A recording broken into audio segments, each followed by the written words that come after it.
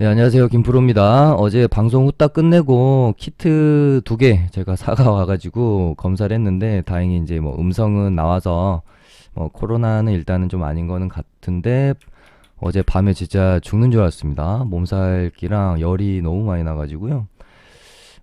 이제 뭐 집에서 좀 쉬느라고 오늘은 이제 사무실을 못 나갔고요. 좀 잠 좀 자고 타이레놀 먹고 했더니 그래도 지금은 좀 그래도 괜찮은 듯 하나 아직 정상 컨디션은 좀 아니어서 목소리랑 좀 아직 조금 더 부드럽지 않아서 양해를 좀 부탁드리겠습니다. 오늘 코스피는 어제 미국 증시의 급등에 대비해서는 굉장히 실망스러울 수밖에 없는 모습을 보여줬죠. 나스닥 1.84% 상승을 했는데 여기에는 어떻게 보면 이제 테슬라 효과가 좀 있었을 수도 있기 때문에 그렇게 생각을 해도 우리 증시 너무 오늘 좀 아쉬운 하루였다. 갭만 띄우고 음봉으로 좀 밀리는 상황이었고 사실 지금 미국 증시의 상승세만 보면은 전쟁의 이제 종전에 대한 뭐 기대감을 거의 지금 다 모조리 선반영하고 있는 상황인 것 같아서 조금 이제는 경계를 좀 해야 될 필요가 있겠다라는 생각을 해요. 여기서 아직 이제 전쟁이 완전히 끝나지 않은 상황에서 미 증시가 조금만 출렁여도 우리 증시 좀 크게 출렁일 수도 있는 부분 있기 때문에 천천히 뭐 이런 식으로 121선까지는 상승 흐름이 나올 거라고는 보고 있지만 중간중간에 흔들릴 때 종목들이 받을 수 있는 충격은 좀 클 수 있기 때문에 뭐 내일이나 내일 모레 좀 이렇게 상승이 나온다라고 하면은 121선 다 와서 비중 조절을 하려고 하기보다는 그 전에 뭐 한 950 정도부터는 조금씩 계좌에 대한 비중을 좀 덜어놓고 완전히 시장 분위기가 좀 그러니까 지금 이 불안한 상황 말고 여기서 다시 좀 어느 정도 조정받고 요 정도의 어떤 안정적인 흐름을 가져갔을 때 우리가 좀 더 매매를 편하게 해볼 수 있잖아요. 지금은 너무 조정 없이 오랫동안 올랐기 때문에 뭐 이런 식으로 하루 이틀 크게 조정이 나올 수도 있잖아요. 그 부분만 좀 확인하고 가는 게 좋을 것 같습니다. 사실 이제 그래서 제가 어떤 그 마켓 트레이딩의 관점으로 미증시가 조정이 한번 나올 때가 됐다라고 하면서 보고 있었어요. 그래서 이제 121선이랑 200일선 장기 이평선이 여기 딱 버티고 있기 때문에 그리고 며칠입니까? 거의 뭐 애플 같은 경우는 지금 10일 동안 쉬지 않고 상승을 했나요? 그래서 이 이상 이렇게 나오기는 솔직히 좀 말이 안 된다. 여기서는 조정이 좀 나올 것 같다라고 저는 생각을 했고 미증시가 좀 이렇게 뭐 1% 이상 이런 큰 음봉이 나온다고 했을 때 우리가 봐야 될 종목은 뭘까? 라는 측면에서 저는 이제 그동안 조정을 많이 받았던 전쟁 테마주들을 좀 관심을 가져봐야 되겠다라고 생각을 계속 하고 있었거든요. 근데 이제 이대로 진짜 전쟁이 종전이 만약이라도 돼버린다면은 뭐 유가랑 가스 같은 경우에는 아무리 얘네가 끼가 있었던 애라고 해도 반등 없이 진짜 그냥 죽어버릴 가능성도 있기 때문에 얘네들을 너무 공략은 하고 싶었으나 손이 좀 안 가더라고요. 그래서 이제 저희 회원님들한테 제가 매수 사인을 드렸던 애는 이제 한성기업이었습니다. 이것도 좀 아쉽긴 한데, 그러니까 전쟁이 이대로 끝이 나더라도 유가랑 가스는 진짜 이대로 그냥 가격이 반등 없이 죽어버릴 수 있지만 오늘 장중에 그 물류대랑 관련주들도 좀 오르지 않았습니까? 그렇다면은 지금 이제 뭐 수산물이 안 들어오고 있는 이유 자체가 이제 물류에 대한 부분들이 크기 때문에 수산주들은 전쟁의 어떤 종료와 상관없이 반등이 충분히 나올 수 있겠다라는 관점으로 저희는 이제 한성기업을 여기서 이제 딱 잡았거든요. 이 상태에서 일단은 뭐 차트적으로도 너무 저는 예쁘다고 생각했고요. 고점 대비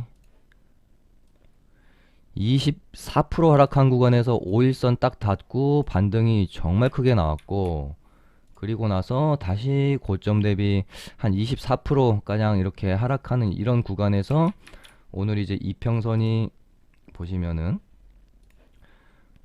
5일선과 11선 사이에 어떤 7일선 정도 구간에 닿게 되거든요. 그래서 보통 급등주가 한번 나오게 되면 3일선에서 한번 반등 나오고 3일선에서 한번 반등 나오고 5일선에서 한번 반등 나오고 뭐 7일선이나 11선에서 이렇게 반등이 차례대로 나오면서 이제 소멸되는 과정을 거치기 때문에 이런 어떤 이런 이런 모습을 저는 이제 기대를 하고 한성기업을 저희는 이제 요 가격대에 사서 보유를 했는데 오 갑자기 장 끝나고 독일이 이제 가스 공급 비상사태를 선언을 하면서 GSE가 시간의 상한가, 대성에너지도 상한가, 중앙에너비스도 상한가. 그래서 혹시 수산주도 그러면 따라올 수 있겠는데라고 생각을 했었는데 아주 뒤늦게 동원수산이 상한가 가면서 뭐 한성기업도 한 7% 정도 올랐습니다. 아쉬운 거는 야 이거 역시 대장인 동원수산을 샀어야 됐나? 그렇게 생각을 한 건데 이제 차트적으로는 한성기업이 훨씬 좀 이뻤어 가지고 한성기업을 접근한 게 못내 조금 아쉽기는 했다. 뭐 이제 내일 갭이 좀 뜨면은 잘 팔고 나오면 될 것 같고 아무튼 이제 그 유가 관련주인 뭐 중앙에너비스를 사실 뭐 GSE는 솔직히 저는 차트가 너무 이제 뭉개졌다고 그러니까 차트의 그 자리 자체가 너무 이제 밑에 구간에 있다라고 생각이 들어서 GSE는 접근할 생각이 없었는데 중앙에너비스는 솔직히 진짜 고민을 많이 했어요. 이 구간에서 어제부터 어제 조금 사고 오늘 혹시 더 떨어진다면 조금 더 사고 만약에 21선까지 뭐 종가상 이탈하면 손절을 할까? 아무튼 고민을 진짜 많이 했거든요. 아까 말씀드린 것처럼 얘네들이 지금 뭐 한 4일에서 5일 정도 반등 없이 밀렸기 때문에 기술적 반등이라도 나올 수 있는 자리인데 거기다가 뭐 혹시라도 오늘 같은 그런 뉴스가 더해진다든지 미국 증시가 만약에라도 뭐 이제 급락을 하게 되면 그 눈치 봐가지고 아마 뭐 급반등이 나올 가능성이 크다는 생각으로 유가랑 이제 가스 관련주들도 고민은 했지만 이게 지금 전쟁 분위기가 너무 이쪽이 아니다 보니까 쉽게 손이 안 나가더라고요. 그래서 아까 말씀드린 대로 선택한 게 이제 수산 관련주였습니다. 그래도 뭐 요거라도 내일 이제 뭐 잘 먹고 나오면 될 것 같아서 다행이고 다만 사실은 이제 뉴스가 조금 약하죠. 뭐 다시 뭐 이제 러시아 우크라이나 어떤 전쟁 전운이 막 이렇게 뭐 감도라서 뭐 이제 시간의 상한가를 간 게 아니라 뭐 이제 가스 공급 비상 정도의 뉴스는 사실 조금 약하긴 합니다. 그래서 차트들의 어떤 자리들도 좀 그렇고 아마 다시 뭐 이런 식으로 갭 두고 뭐 다시 이런 식으로 뭐 장대 양봉을 뽑는다거나 물론 뽑을 수도 있겠죠. 그러면서 시장이 뭐 조정이 받고 그러면 또 이렇게 차트를 만들어갈 수도 있기는 한데 일단 내일은 그러니까 안 갖고 계신 분들이라면 내일은 종가까지는 지켜보시라는 말씀을 드리는 겁니다.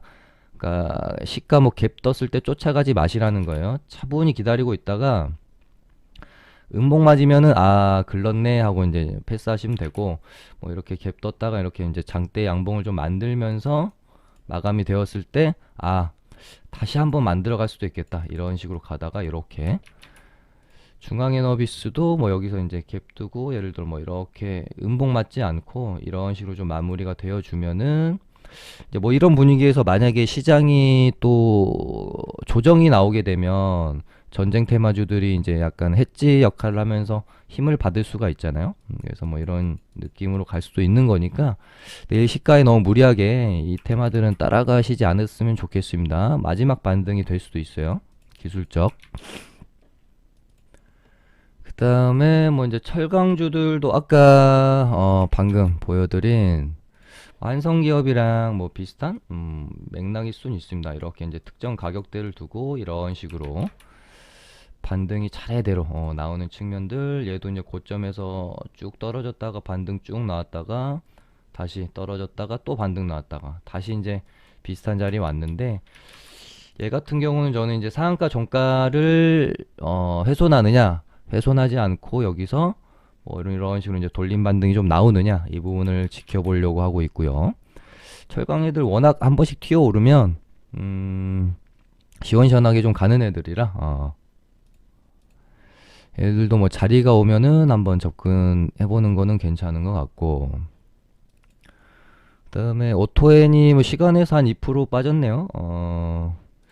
얘는 뭐 이런 식으로 좀 뭐 밀리더라도 다시 한번 저는 돌아 나갈 거라고 보는 종목 중에 하나긴 합니다. 물론 1파에서 이제 2파 갈 가능성은 굉장히 이제 높게 봤는데, 이제 2파에서 3파까지 갈 가능성에 대해서는 이제 1파에서 2파 가는 것보다는 좀 낮죠. 그래서 최대한 보수적으로, 이때보다는 보수적으로 지켜보면서 돌림 반등이 나오는지 잘 지켜보시면 될 것 같고, 다음에 뭐 어제 엊그제 뭐 계속 말씀드리고 있는 부분처럼 지금 건설주들이랑 뭐 원전 관련주들, 그러니까 우리가 윤석열 정책주로 저번 주에 핫했던 애들 있죠. 얘네들이 지금 계속 조정을 보이고 있습니다.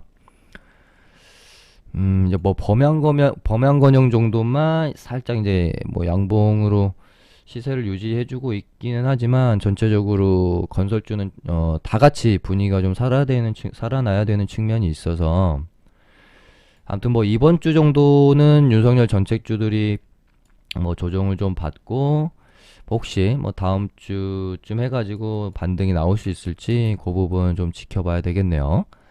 건자재들은 제가 어제 뭐 그렇게 막 엄청 매력적으로 보이지 않는다라고 일단 말씀을 좀 드렸었고, 윗꼬리 채우는 거 확인하고 들어가셔야 된다, 그렇게 멘트를 드렸는데 일단은 윗꼬리를 못 채우는 모습입니다. 다시 이런 식으로 양봉으로 채워줘야 얘네들은 볼 수가 있고요. 그다음 뭐 원전주들도 마찬가지예요. 건설, 원전, 뭐 로봇 이쪽 애들이 전부 다 지금 조정을 받고 있거든요. 그러니까 뭐 지금 한 3일째 드리고 있는 말씀이랑 똑같다. 그러니까 저번 주에 수급이 확 쏠리면서 시세를 좀 많이 냈기 때문에 충분한 조정이 조금 필요하다. 그런 다음에 다시 다음 주가 됐고, 뭐 언젠가 타이밍 잡아가지고 또 한번 반등은 좀 나오겠죠. 이제 그런 가운데 뭐 원전도, 그러니까 건설도 어제도 말씀드린 것처럼 이화공영이나 뭐 일성건설이 대장이었는데, 다시 이제 반등이 나올 때 얘네들이 다시 대장을 하는지, 뭐 좀 시세가 덜 났다라고 보여지는 범양건영이나 뭐 신원종합개발 이런 애들로 바뀌는지, 그런 거 체크하시면 될 것 같고, 원전도 한전산업이랑 한신기가가 또 대장 역할을 하는지, 모성파워텍도 시세가 좀 많이 나긴 해서 세신 다 부담스러운 자리에 있는 반면에, 그나마 지금 이제 조금 일진파워도 뭐 전체적으로 보면은 시세가 많이 나긴 했는데요. 원전주들 중에 그나마 좀 뭐 시세가 덜 난 게 전부 다 뭐 거긴 것 같습니다. 아무튼 뭐 건설, 원전, 그리고 로봇, 얘네들은 가격 조정과 기간 조정의 시간이 조금 필요하다. 그러니까 약간 뭐 이제 한참 같이 오를 때 오른 애들이 아닌 RS 오토나 뭐 이제 SP 시스템 이런 이제 약간 이제 뭐 개별주 느낌 빼고, 지금 뭐 DY, 뭐 유진로보, 휴린로보, 로보로보도 조금 조정이 컸죠. 로보티즈, 뭐 T로보틱스 이런 애들 다 전부 조정이 나왔는데, 이 정도쯤에서 뭐 잡아주고 돌아 나가는지 여부 지켜봐야 될 것 같고요. 선익 시스템이랑 MP는 이제 뭐 메타버스 관련주인데요. 얘네들도 오늘 잠깐 이제 반등이 나오긴 했었는데 시세로까지 이어지는 모습은 좀 아니었던 것 같고, 얘네들도 시간이 조금 필요할 것 같습니다. 선익 시스템도 여기서 좀 더 이렇게 조정이 나온 다음에 이런 구간에서 바닥을 좀 잡고 나서 이렇게 돌아나가는 과정이 필요하지 않을까? 뭐 그나마 MP는 이제 이런 구간에서 박스권으로 흘러가다가 한번 이렇게 뽑을 수는 있을 거는 같고요. 그리고 이제 안철수 씨가 총리를 이제 거절을 했죠. 근데 안내분 제가 방송 보신 분들은 아시겠지만 한 이틀에 걸쳐서 별로 하고 싶지 않다. 예전에 그 뭐 휴마시스의 그런 느낌으로 흘러갈 것 같다 라고 말씀을 드린 적이 좀 있었습니다. 얘는 그래도 뭐 버티기라도 했죠 여기서. 얘는 뭐 버티지도 못하고 뭐 진짜 이렇게 고점 대비하면은 거의 뭐 이제 뭐 40% 뭐 45% 이렇게 떨어지는 가운데서 꼴랑 어, 반등이 그래도 꽤 크게 있었네요. 15%면은 두 번 정도? 아예 반등이 없었던 거는 아니군요. 이게 캔들 103 캔들로만 보면 아예 뭐 이제 탈출할 기회조차도 없이 좀 떨어진 같은 느낌이라서 근데 아무튼 안내분 제가 별로 안 좋게 보고 있다고 말씀을 어제 방송에서도 드렸고 엊그제 방송에서도 좀 드렸어요. 이제 그러면서 이제 총리 후보 3인이 뭐 한덕수 그리고 김한길, 박주선 이렇게 이제 있는데요. 박주선 관련주는 찾아봐도 없었던 것 같고요. 뭐 한덕수 관련주로는 오늘 뭐 이제 이미 시세가 나왔던 시공테크랑 아이스크림 에듀 있었고 김한길 관련주로는 YG버즈 이렇게 있었습니다. 그래서 총리 후보 발표가 이제 4월 3일이니까 아직까지 뭐 그래도 재료는 남아 있다라고 봐야 되겠죠. 그래서 뭐 시공테크가 지금으로서는 가장 좀 주도주인 것 같고 아이스크림 에듀는 일단 오늘 윗꼬리가 좀 너무 길게 달려서 굳이 본다라고 하면은 뭐 시공테크랑 YG버즈 정도 보면은 될 것 같고요. 그 엊그제 방송에서도 말씀드린 것처럼 약간 이제 6월 지방선거도 지금 좀 앞두고 있고 뭐 좀 잠잠했다 총리 후보 이제 총리 이벤트 이후로 좀 잠잠했다가 본격적으로 이제 윤석열 당선인이 뭐 취임식하고 지방선거 앞두고 한 5월 달부터는 정치 테마주가 좀 움직일 수도 있거든요. 물론 이제 시간이 좀 많이 남았으니까 뭐 벌써부터 엄청 그렇게 민감하게 움직일 필요는 없겠지만 또 이미 움직이고 있는 애들도 있기도 하고요. 뭐 김동연 관련주인 PM 풍년도 바닥에서 많이 올랐고 TBC도 요날 뭐 이제 홍준표 대구시장 관련주로 좀 말씀드렸는데 하루 쉬고 또 반등이 좀 나왔고 이대로 이제 121선 안착한 다음에 이러고 가다가 이렇게 또 뽑을 수도 있는 거니까 경남 스틸도 뭔가 좀 계속 이렇게 만들어가는 흐름이기도 하고요. 이제 뭐 단기 과열 때문에 기간적인 횡보를 거치고 있는 거일 수도 있죠. 그래서 홍준표 관련주 그 다음에 유승민 경기지사 출마 이벤트로 좀 이제 올라왔었는데 아까 보니까는 이제 조금 부정적 입장을 가지고 있다라고 뉴스 기사가 좀 나왔습니다. 그래서 시간에서 좀 많이 하락을 했고 출마를 하지 않는다면 아예 이제 뭐 정계를 은퇴할 수도 있다 라는 지금 뉴스 기사가 좀 있기 때문에 이렇게 되면 완전히 이제 홀짝 베팅이 될 수도 있잖아요. 그래서 좀 조심하시는 게 좋을 것 같습니다. 더군다나 역배열에서 시세도 어느 정도 이제 좀 올라와 있는 상황이니까요. 네, 요 정도 있고 뭐 광주시장 이준석 관련주들은 딱히 오늘 움직임이 그렇게 크게는 없었던 것 같은데 대신정보통신이 대성창투가 얘가 뭐 리디북스로 움직인 건지 뭐 이준석 관련주로 움직인 건지 정확하게 좀 모르겠더라고요. 일단은 뭐 이렇게 뭐 재료가 명확히 좀 밝혀지고 나서 들이대도 늦지 않으니까 너무 막 조급해할 필요가 없습니다. 그리고 문제 일동제약을 보면서 제가 뭐 이거는 그냥 개인적인 뇌피셜입니다.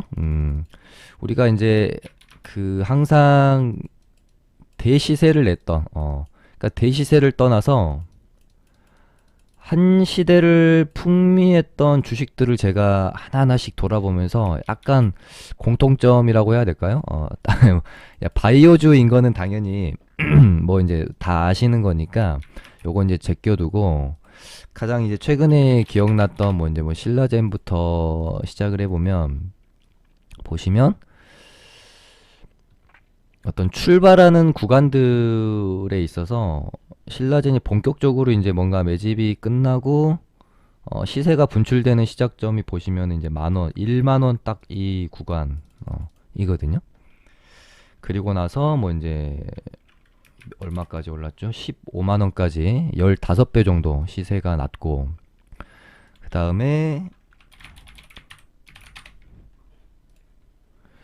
신풍제약도 보시면은 1만 원 밑에서 진짜 이렇게 지저분하게 움직이다가요. 이런 식으로 움직이다가 1만 원을 이제 딱 돌파를 시키면서부터 시세가 본격적인 시세가 시작이 되어져서 얘는 더 갔어요. 20만 원까지 갔어요. 신라제는 15만 원까지 갔고, 그 다음에가 뭐 박셀바이오.